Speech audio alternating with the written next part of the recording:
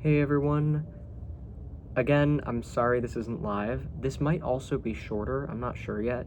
But only because I really don't know how much there is to say on this topic, but I still felt that it was a topic that needed to be covered. So I'm gonna talk about detachment, and I'm gonna start by explaining some of the myths surrounding the idea.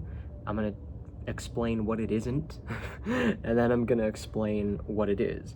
Now, this type of format would normally be more suitable for my other channel, where I do keep the videos shorter and more to the point, and I have, more long, in-depth, casual discussions on this channel.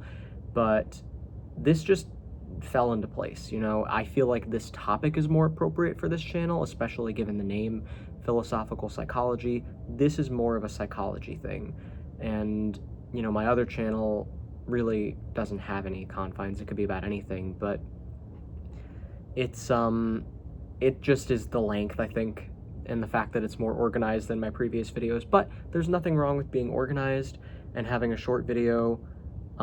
Maybe some of you are in a rush and appreciate a shorter video this week, so that's fine. Plus, my Friday video, it's kind of backwards this week. My Friday video on my other channel, for those who don't know, I do videos on my other channel, which the link should be in the description, every Friday at 8 p.m. Eastern Time, and on this channel it's every Sunday at 8 p.m. Eastern Time. And my Friday video this past week was longer because I had a commenter popping in and making it take longer than it needed to, and just generally distracting me.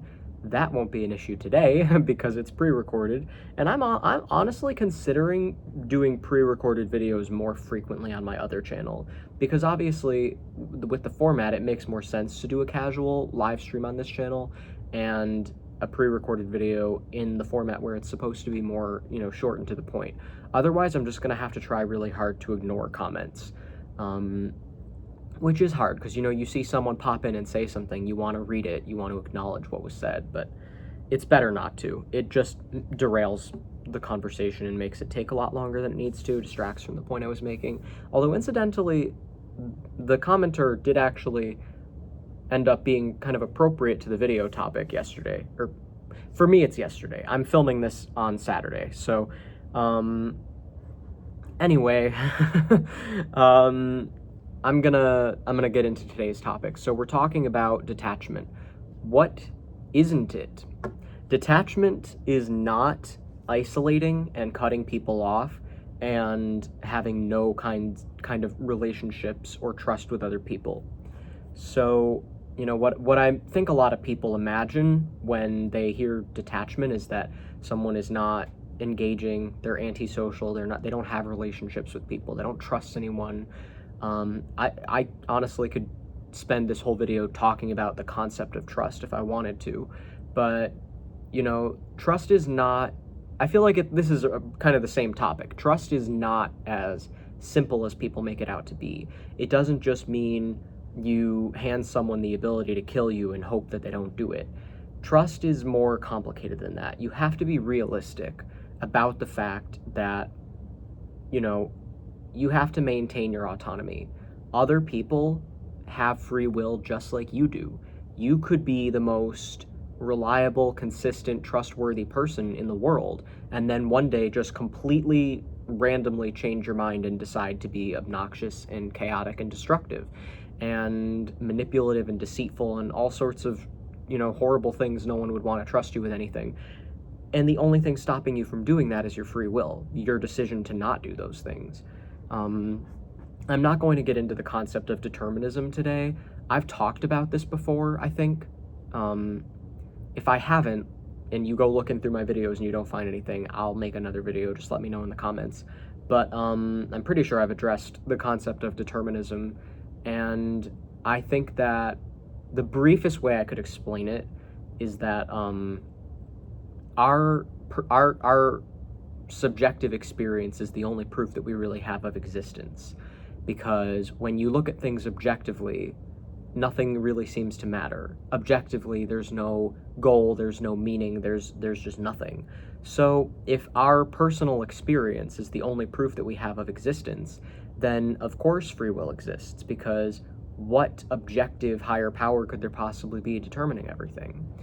But I also understand the concept of like everything is caused by something else. I think that perception is limited to a more narrow, materialistic worldview. And when you acknowledge the concept of other dimensions, in my opinion, personal experience and consciousness is a dimension of its own, then it allows room for the concept of free will. Um, it's a little too complicated to get into today. If that just went right over your head, let me know in the comments. I can try to elaborate. I will also be trying to check the live chat and see if anybody's asking questions live, so don't hesitate if you're watching the premiere to do that. But I will check the comment section afterwards too, so just let me know if you need any clarification on anything. But that's not really what we're talking about today. So, you know, let's just establish free will exists, and you have to acknowledge and accept, excuse me, that other people have free will, and you can't control what they do with it. You can hope that they do certain things, but you should never just completely give up your autonomy and, any kind of control of yourself to someone else, because that's just not, it's not healthy and it's not respectful to you. You can't just walk around through your day hoping that other people allow for you to have a good day. You have to be determined to be going your own way and knowing that you know where you're going, you know how you want to feel, you know how you deserve to feel, and you know who you are. And you're not going to let that be determined by other people around you. If someone that you love is having a bad day, then suddenly you're having a bad day. That can't happen. You have to still be able to maintain some boundaries and know that when you love someone, even if it's someone that you love and you trust, you still have to be able to separate from the fact that you are two different people. So when I talk about detachment, I'm not talking about not trusting anyone. And what that would look like, you'd picture someone who doesn't have any friends, doesn't talk to anyone. When they do talk to someone, they don't really fully let them in.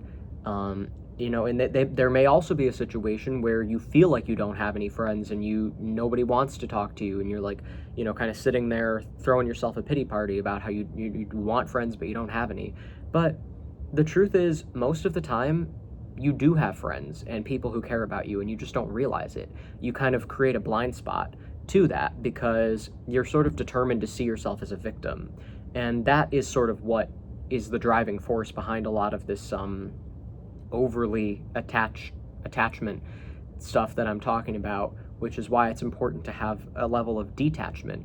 Because when you allow other people who are having a bad day, just for example, there are other versions of this, but you allow them to dictate the way that your day is going, that's sort of just setting yourself up to be a victim. You don't have any control over your life, your emotions, how you react to the events you can't control.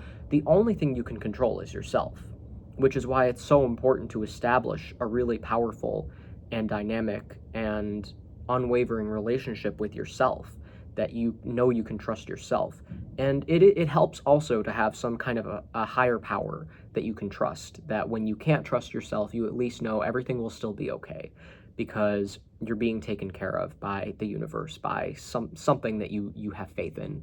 And if you don't have that, then what are you going to do on the days when you feel like you can't trust yourself, when you don't know what you're doing? There's nowhere to turn to, except maybe other people who aren't always guaranteed to be what you need them to be in those moments. So, because they have their own stuff going on. They're humans too. They're just like you, going through the same experience. And yes, we have to support each other and lift each other up, but we also have to acknowledge that everybody's going through the same thing. It would be like, a classroom with no teacher, where all the kids are just supposed to learn from each other. Yes, the kids are supposed to support each other, but they can't learn from each other. That's not their job. They're there to learn from the teacher. So when the teacher checks out, what do? It just looks like chaos. So you need a sense of higher power, a sense of, knowledge and wisdom that you believe that you can tap into if you need to just clear out all of the noise in your head and just use your intuition. Listen to that still small voice that you have. It's there to guide you. Everyone has that. There's no way. Everybody has that. I've never seen any evidence that someone is missing that conscience, that sense of guidance. And I could go into that in more depth, but I'm not going to waste time in this video. I just want to focus on detachment. So I think I've covered what it isn't, and I think I've also covered quite a bit on what it is. So let me just go over everything and make sure that I've I want to give some more specific examples. The concept of trust, I think when you decide that you don't trust anyone, you kind of, isolate and cut everybody off, that actually comes from a sense of like caring too much about what other people think. Like there's this lack of autonomy that you're not just going to be fine and go out and have your own day, and regardless of what other people think of you. And then you start to notice that there are people who are like you and people who want to love you and have relationships with you, and you just haven't been noticing it. So, it does help to kind of isolate in a more intentional way where you are giving yourself some time to get to know yourself and to get comfortable with yourself, and you're not relying too heavily on the way other people think and feel about you. And then you'll notice how many people are really around you and how many people are there. You can't be afraid of that reality because you know it's a reality, and you just, maybe want to you want to hold on to hope that things are the way you thought they would be instead of the way that they actually are. And the reason that isn't smart is because it's not going to change anything. Things are still going to be the way that they are regardless of whether or not you acknowledge it. And like I said, you don't want to give up that power. You want to be empowered to take care of yourself and have some control of your body and what you do with your life. And there are a lot of people in the world and people in positions of power, leaders, who don't actually care about you, who literally just want to exploit you for everything that you're worth and use you to get more powerful. And they want to brainwash and condition you from the moment you're here to just be okay with that, to just accept the roles you're given and not question anything. And you're going to be deprogramming from that for the rest of your life. There's no getting around it. It's just ingrained in society all around the world, especially in Western culture and in America. It's pretty bad, but you have to just be aware of it and actively trying to deprogram from it. You can't expect to be done. You can't just say, well, I already did that. No, you didn't.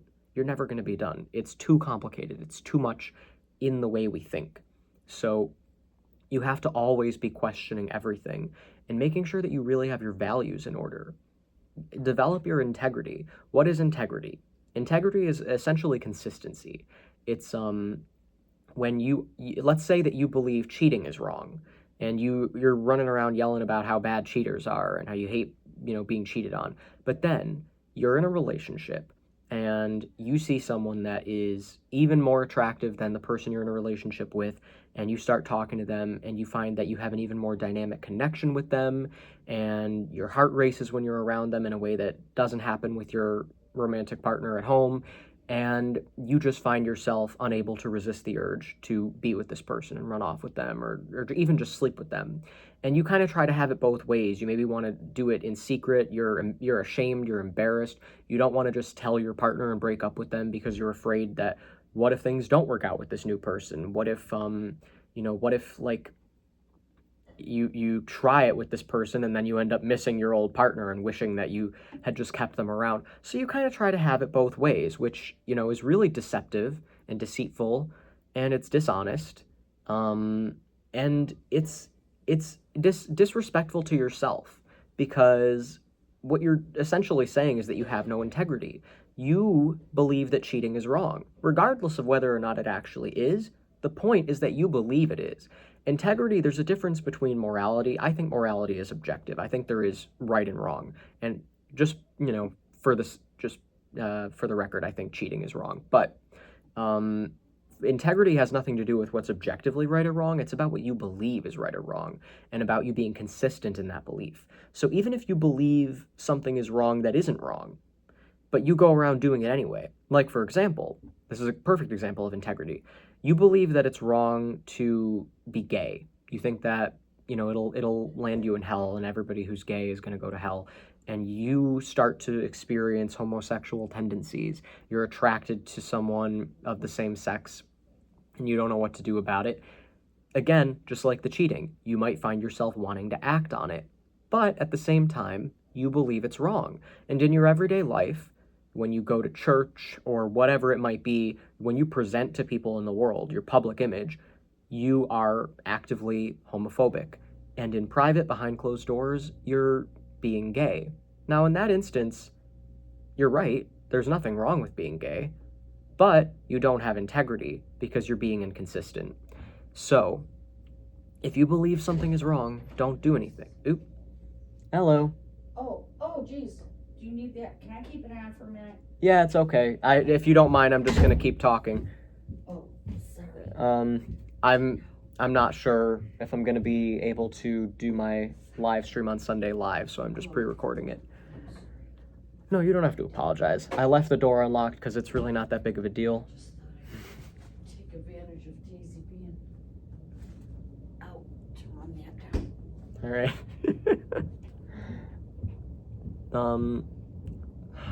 So anyway,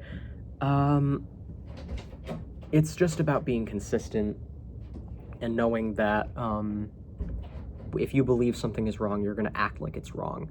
And just for the record, I think you should always examine why you believe something is wrong, because like I said, sometimes you believe something is wrong and you're absolutely right, it is wrong, and we can logically understand and explain what is wrong about it, how it affects other people negatively, what makes it wrong versus right. And then there are other things that we're just sort of told are wrong or told are right, and we don't really examine them. But if we did, we would not find any logic behind the idea that they're wrong or right. The only logic we might find is that it benefits somebody who wants to take advantage of you, and exploit you. So I would definitely examine everything. And like I said, check with that still small voice you have. So that's what integrity is. It's consistency. It's acting like you believe what you actually believe instead of going behind closed doors, trying to have it both ways, trying to have your cake and eat it too. And it's cowardly and shameful. You should be ashamed if you're doing that, and you should stop doing it. If you are going to do it, at least own that that's what you're doing. If you're going to cheat on your spouse, just own it, acknowledge it. Don't try to come crying back to your wife or your husband and act like, oh my God, I love you so much, I'm so sorry, I don't know what I was doing. Yes, you did. You knew what you were doing. Don't try to play the victim in any way. That is absolute bullshit. And for anyone who is dealing with someone who does that, don't buy it. If they're giving you some half-assed apology, acting like they had a change of heart, no, they didn't. They knew what they were doing was wrong, and they did it anyway. So don't apologize if you don't really mean it. And you may think you mean it, but what's really happening is you're, like I said, trying to have it both ways. So definitely, maintain your integrity. And in maintaining your integrity, you have to, back to the topic at hand, you have to acknowledge that you can't rely on other people. Like I said, people have free will, people can misuse it, you can't trust them. But you can still let them in, you can still hold them close and care about them, and it can still hurt when they betray you, when they hurt you. But there's a difference between being so hurt by someone's betrayal that you don't know what to do with yourself versus you just saying, damn, it's really a shame that this person that I loved having around, I loved talking to, I enjoyed my time with this person, they misused their free will.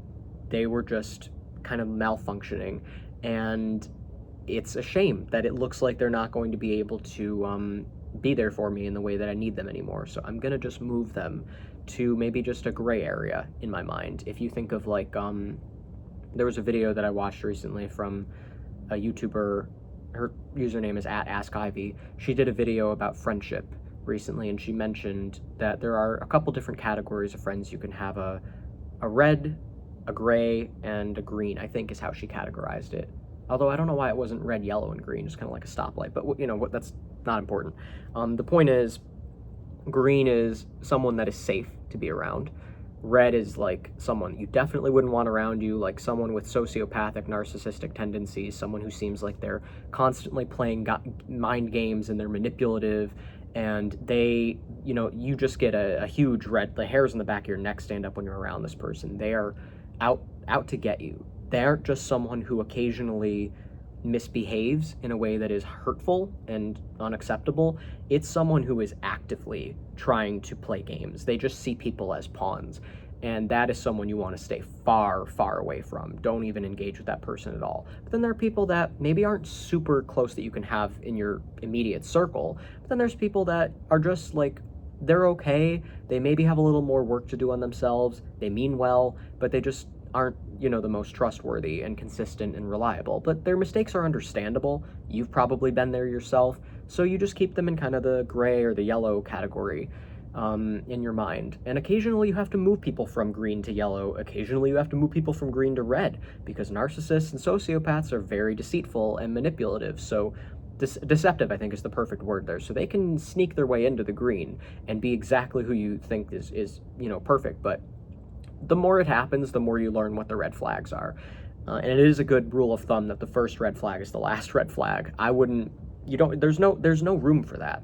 Because if you're overlooking red flags, man, a lot of interruptions today. Only one? Okay. Anyway, so if you're overlooking red flags, you're already kind of engaging in more games than you need to be. That's not healthy. So don't be overlooking red flags. Don't be acting like it's okay to just be like, oh, well, I still like this person. Why? Why do you feel the need to make room in your life for people who have narcissistic tendencies? Why are you even giving that much of your time and energy and attention to something that is not healthy? What you should be doing with your time and attention is protecting your peace and focusing on your own path and your own goals. And people like that, once you're really focused, you really got, you've got some traction going, and you're like, you see a clear path for yourself and you know where you're going, you're focused on your own business, you're staying in your lane, then these types of people will just be seen as nuisances in the way. You'll immediately be able to distinguish between someone who is there to support you and lift you up versus someone who is just trying to waste your time and distract you and play mind games with you. And there's no reason to give these people any time or attention. Just don't bother with them. So once you really focus on staying in your lane, the first red flag being the last red flag is going to be a lot easier to adapt. That philosophy is going to be easier to work with. So that's what you should always focus on, because then you'll just be able to tell right away when someone's just kind of getting in your way. But people like to make other people their path. It's instead of just going your own way and other people are there with you, you sort of turn to other people, and it's sort of like you want them to be the answer. You want other people to be, but that's not reality, because everybody's going in their own direction. And when two people are just focused on each other, it's not going to go anywhere. You're supposed to be working with each other, not on each other. So that's really the way that I just put that is kind of the main issue here with detachment, is that we need to understand that there's a difference between being completely isolated and detached, in the sense that you don't have any connections, you don't trust anyone, because like I said, that comes from a place of like victimhood mentality, self-pitying, and it doesn't really come from a place of self-empowerment and trusting yourself. And when you do that, you can still have relationships with people, but you can be more realistic about what to expect from them, and you can have a better handle on how to respond when they, think of it as malfunctioning, just like a robot just malfunctioning. It's like, oh, well, whatever. And then there are some robots that are programmed to kill you. You know what I mean? Like, there's a difference between a robot that's just malfunctioning and a robot that's after you. So that's why I mentioned like the red versus the yellow categories. It's definitely worth taking a look at. So be very selective about who's in the green area of your life, who you trust to that degree, and know that it's okay when someone you had in the green category betrays you. It's okay to be upset. It's okay to feel hurt by that, and it's okay to grieve. But you have to know that you have to go on. You can't just completely break down and give up. You have to continue, because that just is going to happen in life sometimes. That's, like I said, people just sometimes are inconsistent. But there are people who, despite that, even when they betray you, it may just be that they made a mistake. We all make mistakes. So ask yourself about the gravity of it, how serious it is, how consistent it is. Is it a repeat offense or was it a one-time thing? How often does this type of thing happen? And how did the person respond when you confronted them about it? So these are all things you have to consider. So in conclusion, detachment is all of this, just being realistic about what you can expect from people, and mainly just staying in your lane, focusing on your own goals, and going where you're going without making room for nonsense and bullshit and just stuff that is just going to distract you ultimately. So it may seem very like cynical and work oriented, but that's not really what it is, because like I said, you can still have genuine meaningful relationships with people, and they'll actually be better because you'll be more authentically yourself. You'll be who you really want to be, and that is how you're going to attract people who are actually meant for you. And then you're going to see authenticity in them too. There's something so simple and beautiful about a relationship between two people, not just a romantic, but a friendship, any kind of relationship between two people who genuinely just like each other's company. They aren't trying to get anything out of each other. It isn't some kind of quid pro quo exchange, this for that. It's not like, oh, I like you because you can elevate my career, or I like you because you make me feel powerful, or I want this out of you, or you have money, or, nothing. Just two people who genuinely just innocently like each other, and they're nervous around each other. It's really cute when it's romantic and you're both like, you're both nervous around each other and you don't know what to do with each other. Isn't that so pure that you can just picture it, and it's just like, how often does that happen? Not very often, because most people do not understand what I'm talking about in this video. Most people don't understand the power of detachment and being authentic. So we often find people who have a lot of mental health issues and aren't working on themselves and aren't taking care of themselves and focusing on their own goals and their own path. And that's a shame. But it is what it is. Thank you very much for watching. I appreciate every like, comment, and subscription, and I'll see you next week.